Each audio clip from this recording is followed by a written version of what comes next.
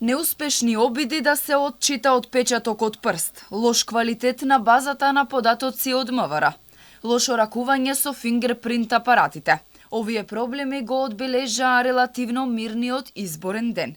А поради метежот во избирачките места, во некои општини гласањето беше продолжено и по 19 часот. И покрај сите проблеми, генералната оценка на јавноста е дека апаратите спречија власта да манипулира со волјата на граѓаните.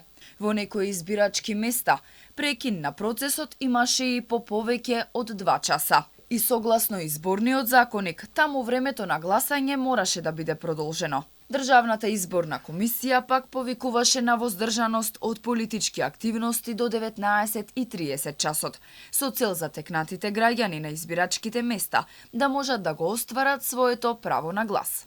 Добивме некои информации дека некои членови на избирачки одбори престанале да гласаат со убизите, уредите за биометриска идентификација на гласачите, попознати како фингерпринт апарати, да бидејќи така ги викаат луѓето, за да биде тоа јасно.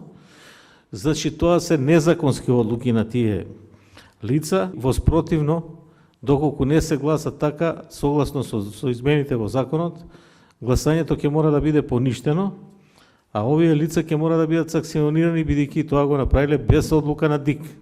Многу граѓани низ земјава за гласање чекаа и по повеќе од половина час.